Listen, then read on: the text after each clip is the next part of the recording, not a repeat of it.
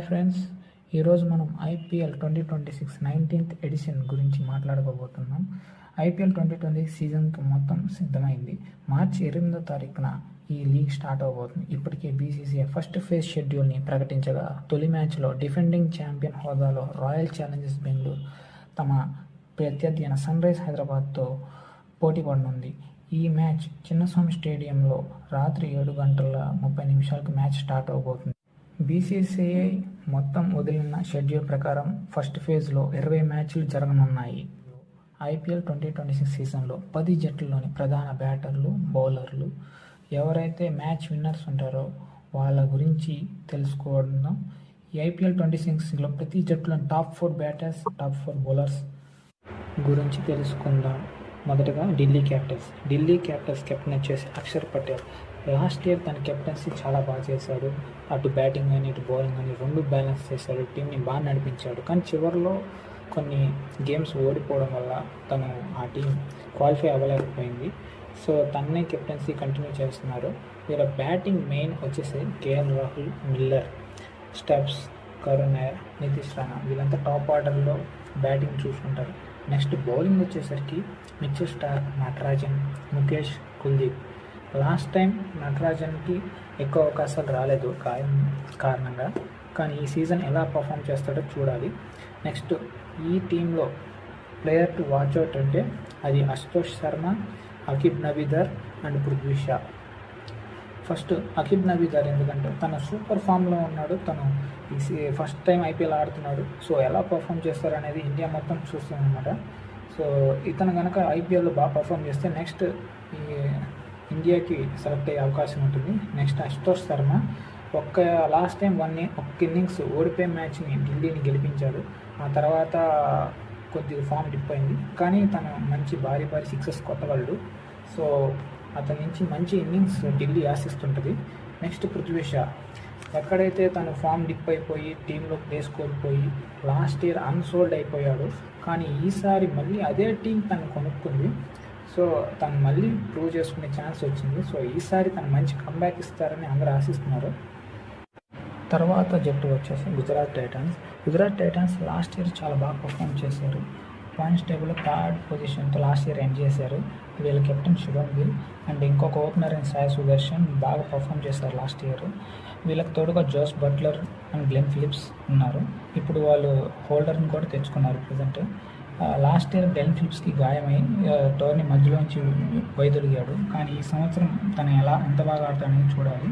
So వాళ్ళ bowling కనుక చూసుకుంటే రబడా, సిరాజ్, ప్రసిద్ధ్ కృష్ణ అండ్ రషీద్ ఖాన్, సాయి కిషోర్ ఉన్నాడు. వీళ్ళకి తోడుగా హోల్డర్ మళ్ళీ మంచి బౌలింగ్ చేస్తున్నాడు. ప్రజెంట్ తను మంచి ఫామ్లో కూడా ఉన్నాడు. సో లాస్ట్ టైం వీళ్ళు అన్ని మ్యాచెస్ గెలవడానికి కారణం మెయిన్గా వాళ్ళ బౌలర్స్ అనే చెప్పాలి. వాళ్ళు చాలా ఎకనామికల్గా బౌలింగ్ చేశారు. So player to watch out అంటే Holder and Ashok Sharma like తను 140+ బౌలింగ్ స్పీడ్ వేయగలడు. హోల్డర్ తను ఫినిషింగ్ చేయగలడు. సో తనని 8 crores+ సంథింగ్ పెట్టి కొనుక్కున్నారు. సో ఆ ప్రైజ్ అమౌంట్ తను ఈ సంవత్సరం న్యాయం చేయగలడో లేదో చూడాలి.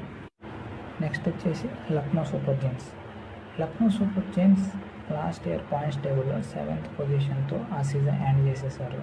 వాళ్ళ బ్యాటింగ్ విషయానికి వస్తే మార్క్రమ్, మార్ష్, పురాణ్, ఆయుష్ బర్వాని, రిషబ్ పంత్, అబ్దుల్ సమద్ ఇలా మంచి బ్యాట్స్మెన్స్ ఉన్నారు. వాళ్ళ బౌలింగ్ విషయానికి వస్తే బౌలర్స్ 10 మంది ఉన్నారు ఈ టీంలో. లైక్ షమి, ఆవేష్, మయాంక్ యాదవ్, దిగ్వేష్ లాటి, వనిల్ బాసరంగా, ఆండ్రిస్ నోకియా ఇలా మంచి స్టార్ బౌలర్స్ అందరూ ఈ టీంలోనే ఉన్నారు. లాస్ట్ ఇయర్ లాగే ఈ ఇయర్ కూడా రిషబ్ పంతే కెప్టెన్ అని ఆ టీం మేనేజ్మెంట్ ప్రకటించింది. వీళ్ళ టీంలోకి 2 ప్లేయర్స్ని ట్రేడ్ చేసుకున్నారు ఆక్షన్కి ముందుగానే. అర్జున్ టెండూల్కర్ మరియు మహమ్మద్ షమీని వీళ్ళు ట్రేడ్ చేసుకున్నారు వీళ్ళ టీంలోకి. Next Kolkata Knight Riders last year 8th పొజిషన్తో లీగ్ స్టేజ్ని ఎండ్ చేశారు. డిఫెండింగ్ ఛాంపియన్ హోదాతో దిగి ఫ్యాన్స్ని చాలా బాగా డిసప్పాయింట్ చేశారు లాస్ట్ ఇయర్. అయితే ఈ ముఖ్య కారణం మిడిల్ ఆర్డర్లో రసల్ తన పవర్ చూపించకపోవడమే అండ్ ఓపెనర్స్ స్టెబిలిటీగా ఆడకపోవడం వల్ల, రాబట్టలేకపోవడం వల్ల కేకేఆర్స్ చాలా మ్యాచ్లు ఓడిపోవడం జరిగింది. సో వాళ్ళ ప్రజెంట్ రహానే వాళ్ళ కెప్టెన్గా ఆ టీం మేనేజ్మెంట్ ప్రకటించింది. దాంతోపాటుగా వాళ్ళ బ్యాటింగ్ చూస్తే పవెల్, రింకు, ఫిన్ ఎలెన్, సీఫర్ ఇంకా బౌలింగ్ విషయానికి వస్తే హర్షిత్ రాణా, వైభవ్ అరోరా, వరుణ్ చక్రవర్తి, మతీషా పతిరాణా. బ్యాడ్ లక్ ఏంటంటే పతిరాణా ఇంకా ఇంజురీ కన్సర్న్స్తో బాధపడుతూనే ఉన్నాడు. తను ఇంకా శ్రీలంకలోనే ఉన్నాడు, ఇంకా క్యాంప్కి రాలేదు. తను ఈ సంవత్సరం ఆడతాడా లేకపోతే రూల్ అవుట్ అవుతాడా అనేది మనకు ఫ్యూచర్ అప్డేట్స్లో తెలుస్తుంది. ఇంకా ఎక్కువ మొత్తం చెల్లించి క్యామరూన్ గ్రీన్ దక్కించుకున్నారు. సో అతను ఎలా ఆడుతున్నాడు అనేది పెద్ద మిస్టరీ. తను బాగా ఆడాలని కేకేఆర్ ఫ్యాన్స్ బాగా కోరుకుంటారు. ఎందుకంటే తను రస్సుల్ ప్లేస్ని భర్తీ చేయడానికి కేకేఆర్ అంత వెచ్చించి మరి కొనింది. సో తను ఆ బిగ్ షూస్ని ఫిల్ చేస్తాడో లేదో చూడాలి.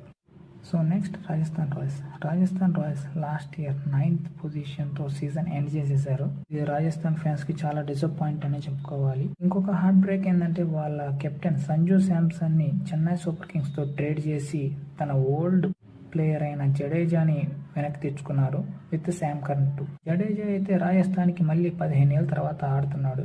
సో తన ఓన్ టీంకి ఎలా ఆడతారనేది చూడాలి. బ్యాటింగ్ విషయానికి వస్తే రియాన్ పరాగ్, వైభవ్ సూర్యవంశీ, హెట్మేయర్, జైస్వాల్, ధ్రువ్ జురేల్తో మంచి భీకరమైన టీం బ్యాటింగ్. బౌలింగ్ విషయానికి వస్తే Jadeja, Sam Curran, Ravi Bishnoi, Sandeep, Archer. And player to watch out అంటే వైభవ్ సూర్యవంశీ అని చెప్పుకోవాలి. లాస్ట్ ఇయర్ తను ఆడిన ప్రతి ఇన్నింగ్స్ ఒక సూపర్ ఇన్నింగ్సే. ఒక సెంచరీ కూడా ఉంది. ఇట్స్ చిన్న వయసులోనే ఇంత పెద్ద సెంచరీ చేయడం అనేది ఒక ఐపీఎల్లో రికార్డ్ అది. సో ఈ సంవత్సరం తను ఐసీసీ అండర్-19 వరల్డ్ కప్ గెలుచుకుని వస్తున్నాడు. సో ఈ సంవత్సరం తను ఎన్ని మెరుపులు మెరిపిస్తాడో చూడాలి. Punjab Kings last year Punjab Kings చాలా అద్భుతమైన ప్రదర్శన చేశారని చెప్పుకోవాలి. ఎప్పుడైతే శ్రేయస్ అయ్యర్ వాళ్ళ కెప్టెన్ అని చెప్పారో అప్పుడే ఆ టీం తలరాత మారిపోయింది. ఆల్మోస్ట్ ఫైనల్స్ దాకా వెళ్ళి రన్నరప్ తోటే సరిపెట్టుకోవాల్సి వచ్చింది. కానీ ఈసారి ట్రోఫీని ఎలాగైనా కైవసం చేసుకోవాలని చూస్తున్నారు.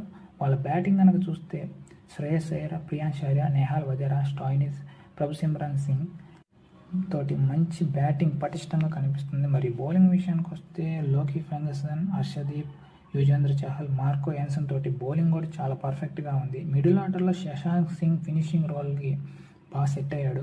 ఇంకా మరొక ఫారినర్ అయిన కూపర్ కాన్లీ మీద మంచి ఎక్స్పెక్టేషన్స్ ఉన్నాయి. ఈ సీజన్ బిగ్ బ్యాష్ లీగ్లో చాలా బాగా ఆడాడు. సో ఇక్కడ ఎలా పర్ఫామ్ చేస్తాడో అది చూడాలి. తర్వాత శ్రేయస్ అయ్యర్ విషయానికి వస్తే తను ఎలాగైనా మళ్ళీ ఇండియా టీంలోకి రావాలని నేను కోరుకుంటున్నారు. సో తను ఈ సంవత్సరం బాగా పర్ఫామ్ చేసి ఇండియా టీంలో ప్లేస్ సంపాదించాలని కోరుకుంటున్నారు. Next team Chennai Super Kings. Chennai Super Kings ఐపీఎల్లోని one of the best successful team అనే చెప్పుకోవాలి. అలాంటి టీం లాస్ట్ ఇయర్ పాయింట్స్ టేబుల్లో లాస్ట్ ప్లేస్తో సరిపెట్టుకోవాల్సి వచ్చింది. దానికి ముఖ్యమైన కారణం వాళ్ళ స్టార్ ప్లేయర్స్ సరిగ్గా పర్ఫామ్ చేయకపోవడం, ఇంజురీ కన్సర్న్స్ ఉండడం వల్ల సరిగ్గా పర్ఫామ్ చేయలేదు. గెలిచే మ్యాచ్లు కూడా పోగొట్టుకున్నారు. ఫస్ట్ హాఫ్ మొత్తం ఫ్లాప్ అనే చెప్పుకోవాలి. ఇంకా సెకండ్ హాఫ్లో ప్లేయర్ రీప్లేస్మెంట్ కింద డెవాల్డ్ బ్రేవిస్ ఎప్పుడైతే టీంలో జాయిన్ అయ్యాడో అప్పుడు టీం బాగా పర్ఫామ్ చేయడం మొదలుపెట్టింది. అన్క్యాప్డ్ ప్లేయర్స్ అయిన ఊర్విల్ పటేల్, ఆయుష్ మాత్రే బాగా పర్ఫామ్ చేశారు. వాళ్ళు వెలుగులోకి వచ్చారు.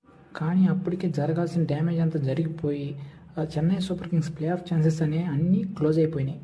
సో ఈ సీజన్ వాళ్ళకి కావాల్సిన ప్లేయర్స్ని వాళ్ళు బై చేశారు, ప్లస్ ట్రేడ్ కూడా చేసుకున్నారు. ఆ ట్రేడ్ ఎలాంటిదంటే అసలు ఐపీఎల్ హిస్టరీలో one of the greatest trade అని చెప్పుకోవాలి. వాళ్ళ ఎప్పటి నుంచో ఆడుతున్న జడేజాని అండ్ శామ్ కరన్ని ట్రేడ్ చేసేశారు. దానికి బదులుగా రాజస్థాన్ రాయల్స్ నుంచి సంజు శాంసన్ని వాళ్ళ టీంలోకి ఆహ్వానించారు.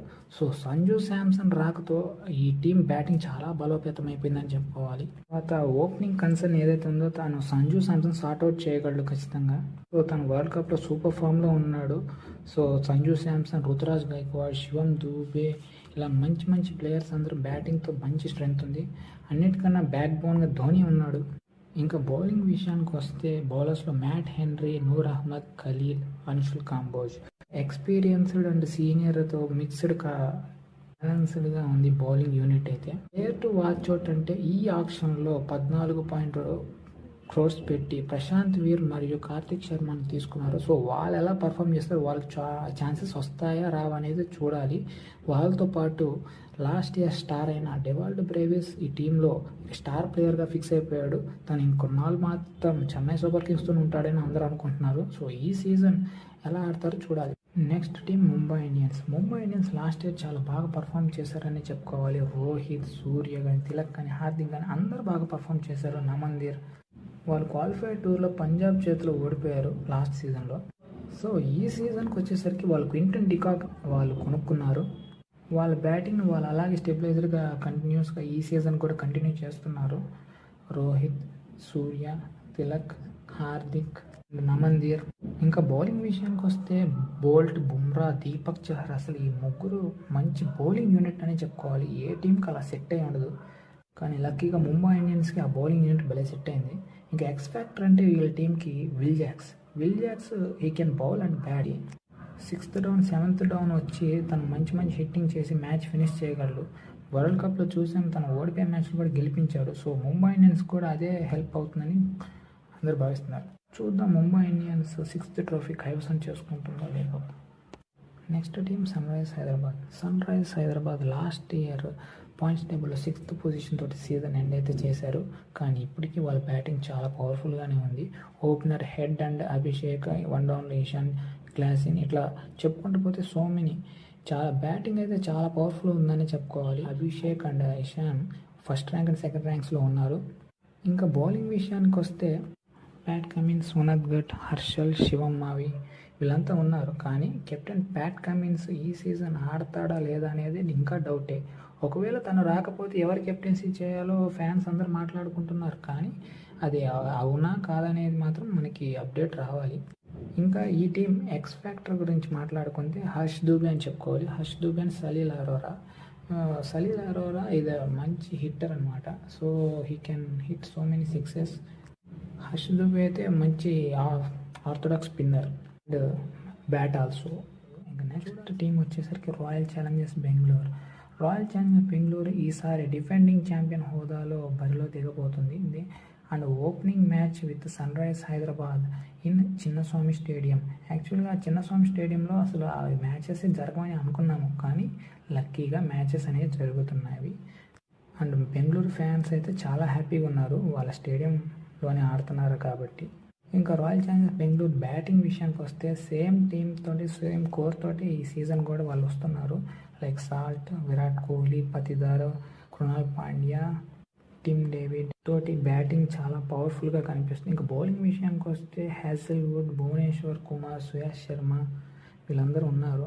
సో హ్యాజల్వుడ్ ఇంజురీ తర్వాత వస్తున్నాడు. సో తను ఎలా పర్ఫామ్ చేస్తాడనేది చూడాలి.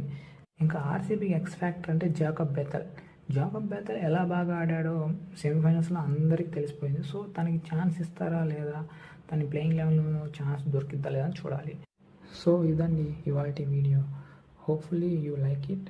నెక్స్ట్ వీడియోలో ఈచ్ టీమ్ గురించి స్పెసిఫిక్గా ఎక్స్ప్లెయిన్ చేసుకుందాం. Thank you for the watching. Please like, share and subscribe.